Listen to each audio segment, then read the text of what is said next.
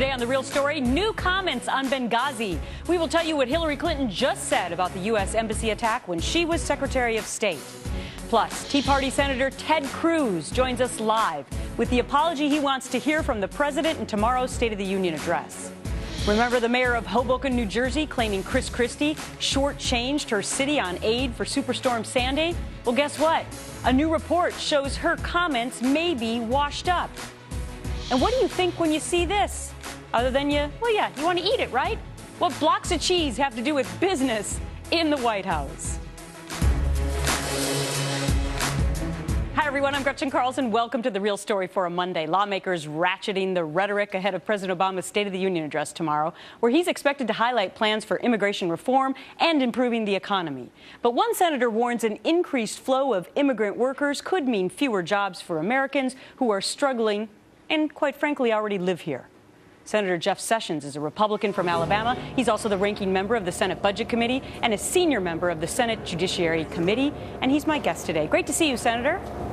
Gretchen, good to be with you. So what are you fearful of that the president is going to propose tomorrow with regard to immigration reform that has you worried about so many Americans who are right now struggling to find work?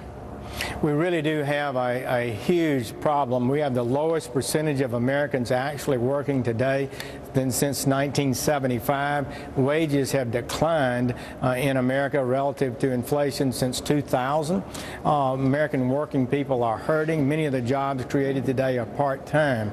So it makes no sense to me at all to see a dramatic increase in the legal flow of immigration while we're not even reducing the illegal flow. I think this is a huge problem, and I think the president needs to talk about it tomorrow, but I doubt that he will. So your fear, Senator, is that he is going to propose increasing the number of guest workers coming to the United States?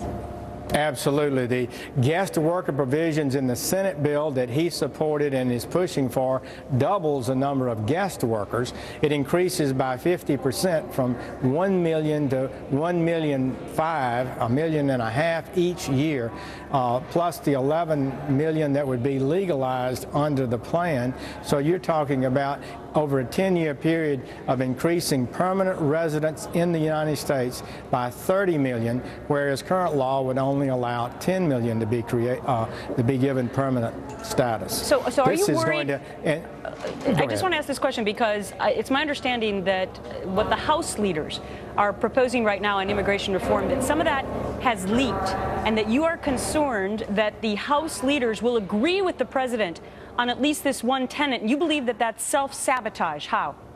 Well, House members the Republicans in the House need to stand up for the American worker. This is the person in America today that's being ignored. Their interests are being ignored. The big government groups, the special interest groups, the lobbying groups, they're all out in full force. Somebody needs to stand for them. And the party that does that will be rewarded by the American people in elections. We need to do the right thing. The right thing is to slow down the growth of this immigration flow into America, create a lawful system, make sure the people that come here are able to prosper here, and it serves our national interest, and do so honestly and directly, and make no apology for making sure that we're not going to flood this nation with more workers than we have jobs for. Senator Jeff Sessions from Alabama talking about immigration, something we're going to hear the president talk a lot about tomorrow night. Thanks so much for your time, Senator. Thanks, Gretchen. New developments on the Obamacare front with brand new polling on the rollout of the health care law. The AP GFK survey finding just 4% say things are going extremely well. 27% say somewhat well. But the bulk of those surveyed with a very different view. 28% saying the rollout has not gone well, while a whopping 38% saying it hasn't gone well at all. This comes as Congressman Jim Moran, a retiring Democrat from Virginia, expresses his own concerns about Obamacare, saying, quote, "I'm afraid that the millennials, if you will, are less likely to sign up. I think they feel more independent.